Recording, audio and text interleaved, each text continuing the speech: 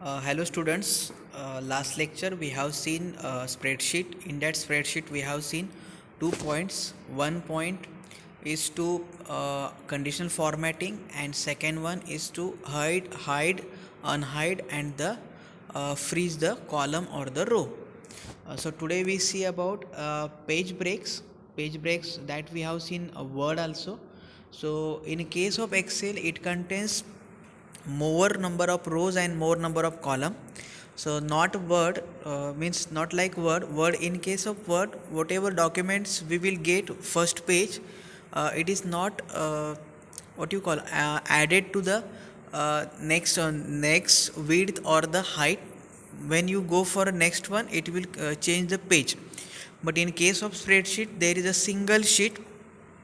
So while writing sheet you can write without any interrupt for your data. So you can add more number of columns, you can add more number of rows, but in the time of printing a document, in that case you need to use uh, page options or the content fit to the page. So for that you can set page breaks. So see how it will work. So to print worksheet with the exact number of pages that you want, you can adjust the page breaks in the worksheet before printing it. So let us see where this option is present. So it is present in view tab, in workbook views group, and click page break preview. Preview means it will shows a view of your document before the printing. So in preview you can adjust columns or you can adjust the cells, you can adjust the rows also, or it will shows how many rows and how many columns by default get present on your one page. So when you click on page break view option present in workbook group, which is present in a view tab, it will shows following thing. So to insert a vertical page break, select the row below where you want to insert the page break. To insert the horizontal page break, select the column to the right of where you want to insert the page break. So in Word also we have seen how to provide page break options. So here also for providing vertical page break, you select uh, a row from which you want to break the page. In case of column, you select the column. Uh, After that column, data get changed to the new page. So see, when you click on these options, page layout tab, page setup group, a breaks down option. So here insert page break, remove page break, reset all page breaks options are there. So when you click on insert page break option, the spreadsheet will be displayed as shown below. The content you have typed comes to first and you can print it. So to move page break, simply drag the page break to the desired location. So see, when you click on it page break section or preview, it will shows the size of page or how much data will print in a single page that is shown to you. Next point is to set page layout. So see, last time we have seen page break means from where you want to break the page. Now we will see how to set page layout. Layout means in which form you want to show your data. So if you want if you have a worksheet that contains a huge amount of data with many charts and you want to professional looking printout, then you can use option that organizing pages using page layout option. In this exercise we will learn it. So see, to set page layout option, do the following thing. So you need to again go in view tab. In that there is a workbook view group, and in that page layout option is there. So when you click on it, it will shows following options. One is the margins, second one orientation, next one page headers and footers, next one hide or display grid line, size of the page, define the print area, specify the background. Means by using this page layout option you can set these things. Margins means all of you know what is a margin. So when you adjust your margin, then that much area comes in a one page or it will shown to you. Next one, you can change the orientation, portrait or the landscape. Then page header footer you can assign it, hide or display grid lines also, size of the page, define the print area and specify the background also.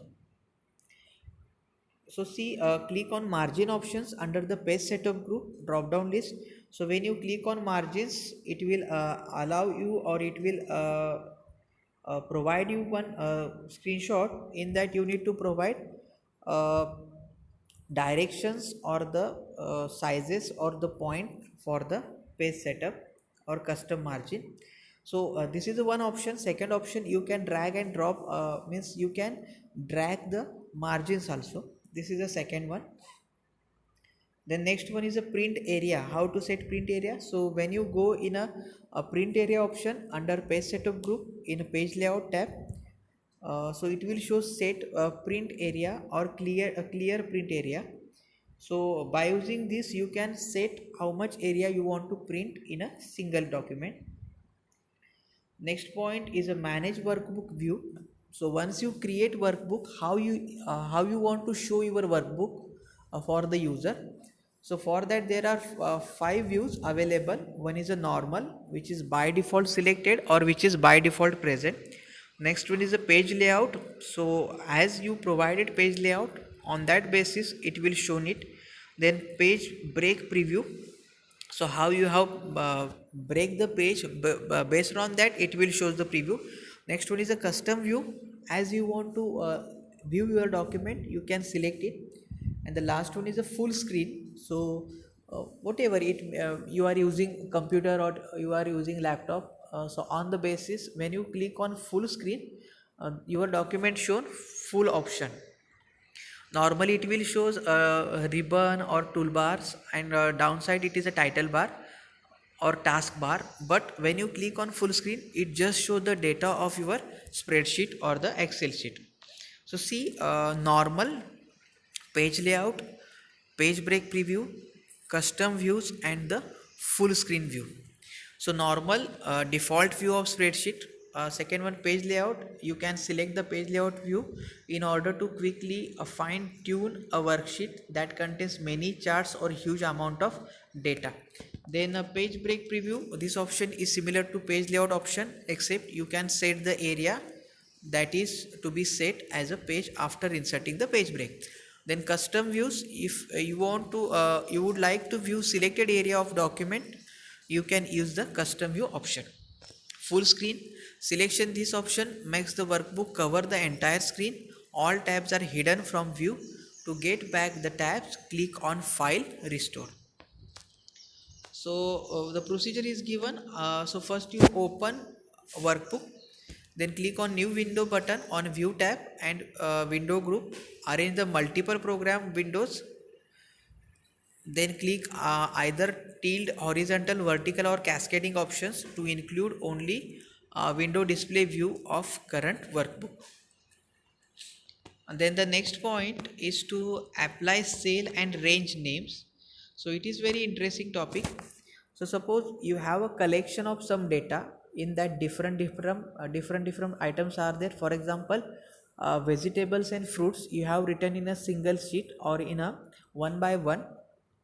Then now you want to create a variable or provide a name in which you can group vegetables separately and the fruits separately. When it is used for calculation purpose, or it is used for making instance of that document in another page. So let us see how it is. So first you open spreadsheet. So one example is given, a groceries price list. So apple, banana, cabbage, cauliflower, cherry, chili, cucumber, ginger, grapes, etc. So there is a collection of fruits and the vegetables, and their cost is also given. So suppose select the cost against the cell that have apple, banana, cherry, means you want to select cost of only fruits. So you just press Ctrl key and select the cells which contains the fruits only. Then you right click on it and provide name a range alternative option. You can select the define name. Under define name you can provide a formula tab. So new name you can provide. See here, fruits name is provided, and the name of this variable or name of this name is to only scope is a workbook, means other than in next workbook it is not considered as a fruit variable. So when you select it, then second one you can do it same for vegetables also. So here also the scope of that variable is a workbook. So select an next for calculating total cost, you select an empty cell, then you type cost of fruits in the adjacent cell by using the formula is equal to sum fruit and press the enter. So it will add the cost of all fruits and it is shown in that specific cell. Same thing is for vegetables also. So for vegetables you can write formula is equal to sum in bracket vegetables. Then the next point is create, modify and format charts. It is very interesting, and that you have seen in the 9th class also, while we have created a spreadsheet for the result of student. So chart is a graphical representation of data in which data is represented by symbols such as bars in bar charts, line in line charts, slices in a pie charts, etc. So for creating this, first you create your data. So here name and the 6-month data is given. Then select the expenses data, click on the chart type option which is present in insert tab and in a charts group. So you just select data for which you want to create chart, then go in insert tab. In insert tab there is a charts group, and from that you can select the option. So after you select this chart option, a spreadsheet will be displayed as shown below. So depending upon your data, it will show a chart which shows the bar graph for the given data. So like that you can select various types of charts data. So here costing is given at a y axis, and month names are given on x axis, and different bills are shown in a different color, and it is a very quick process. So see what the chart contains. So first one, it contains chart area, next one plot area, third one data points, fourth one horizontal and vertical axis in a chart, fifth one is a legend. Legend means how the data is shown on a graph. Then next one charts and axis title, and last one is a data label. So once you create chart, it will show such options. So see, in case of chart, different designs are there. So for bar graph, it will shows there are basically two types. One is a 2-dimensional, and third one next one is a 3-dimensional. So in that you can select your required design. Then what are the types of charts? First one is a bar chart. A bar chart emphasizes the comparison between items at the fixed period of time. Next one is a column charts. A column charts, unlike bar charts to which it is often compared, emphasizes variation over a period of time. Next one is a line chart. A line chart shows the relation of the changes in the data. A pie chart. Pie chart contains just one chart data series. A pie chart shows relation of the parts to the whole. Area chart. An area chart shows the relative importance of value over time. Then the next one, XY charts or the scatter chart. So it just shows the point present on your graphs. Then next point is a sort and filter. So once you create data, when you want to arrange data in ascending order or descending order, so it is called as a sorting of data. And second one is a filtering data. So see, sort is a feature that help you arrange the selected data either in ascending order or descending order. Filter is a feature used to extracting particular data using some condition. So spreadsheet offer both these features for sorting and filtering data in the spreadsheet. Let us see. So select the data to be sorted and then click on sort option present in sort and filter group in the data tab. The dialog box appear as shown below. So here you can select means which column you want to sort. Then sort orders are there, ascending or descending, or it is shown as a to Z or Z to A. or sometimes it is shown in a number also. So you need to specify on what basis you are going to sort the data in a sort by field, and select the order, that is ascending or descending, and then click on OK. So see here data is arranged on the basis of a sales 2000 field are arranged in ascending order, that is from smallest to largest. So next one, the filter rate. So now you see have seen what is a sorting. There are only two options, ascending order or descending order. In case of character or in case of string, it is arranged on the basis of alphabets, and in case of number or value, it is arranged on the basis of larger and smaller values. Then filter means the click filter option available under data tab, sort and filter group. Before applying a filter, you have to select data along with the header as shown below. So for providing filter, you select a data also, or the header name of column also. Once you click on filter, the headers will be displayed as down arrow as shown below. Just see the first figure 35 shows just names of columns, but in a case of figure 36 it will shows column name with the down triangle arrow is there, or down arrow is there, which indicate we have provided filter for our data. So when you move further, if you want to filter data that is greater than 75 in sales 2009, do the following thing. So you just select sales for 2009 column, and drop down list will appear as shown here, and here you assign how you want to arrange it, smaller to largest or the larger to smaller. You can specify the filter by selecting available values in the list. You can also sort filter data by selecting sort smallest to largest option, or click on number filters option under the drop down list. Once you click on and submit it, so it will show a sub menu such as smallest to largest, largest to smallest, sort by color also, and it will arrange the data what you have selected. So here you can select the condition that you want to specify for the data in the list. So see here, so show rows where in sales 2009, so you can take as a is greater than, then you can provide value, and again you want to provide another value, then you can provide and or. So when you click on and, then both conditions should be correct means the specific value should follow the these two conditions.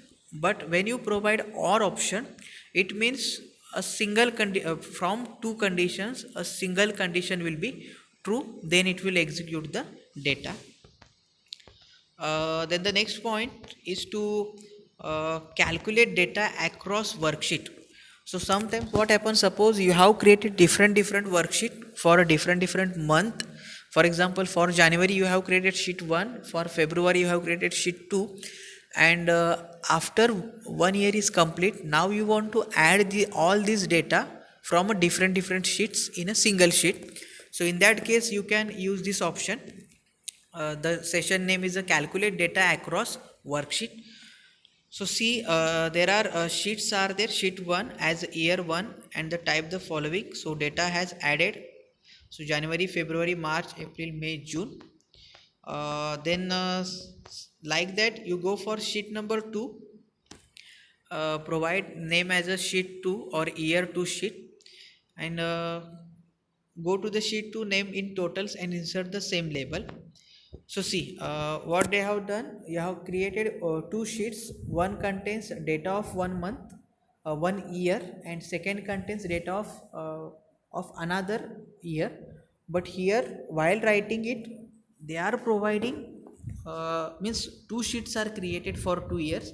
Now in third number sheet we want to add it or sum it. So see the formula in January, what they have written is equal to sum year 1. Year 1 is the name of that particular worksheet. Then exclamatory mark B2. B2 means the cell address of year 1 sheet, plus year 2 exclamatory mark and B2. Means here we have added cells from a two different worksheet.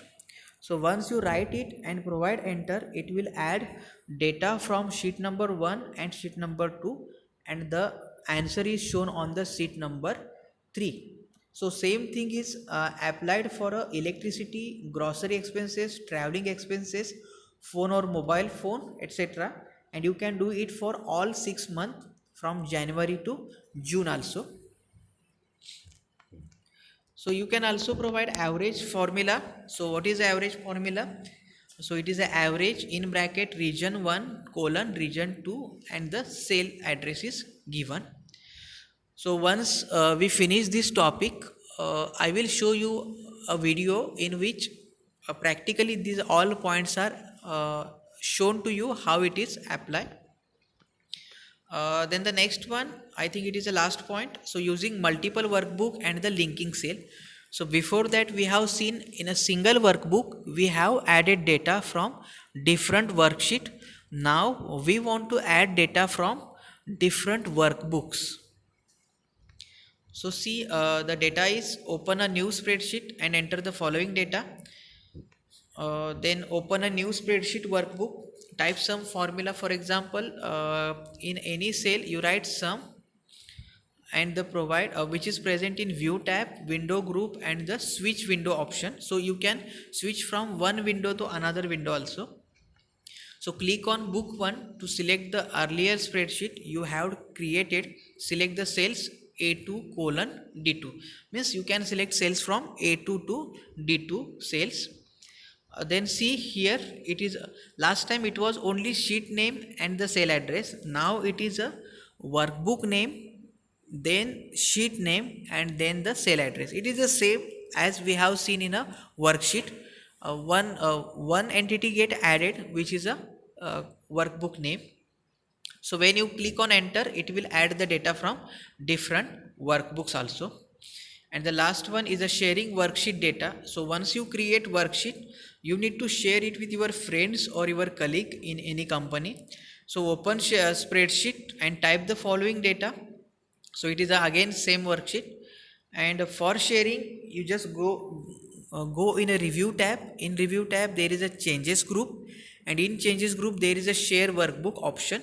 So once you click that option, share workbook, a dialog box will appear and which shows the options advanced or editing. So when you click see, allow changes by more than one user at the same time, this also allows workbook merging, and click on OK. So once you share your data, so that recipient can add data in your sheet also, or it can edit data. So for providing this facility, you need to provide option that allow changes by more than one user at the same time. So here we have finished this topic. The topic was spreadsheet and it was a very easy topic. So next time I will provide you practical video for this, and when you collect your paper after your exam, there will be a workbook. There will be I have provided you short notes about two topics. One is a word processing and second one is a spreadsheet, which are the short notes which are useful for the exam. Thank you.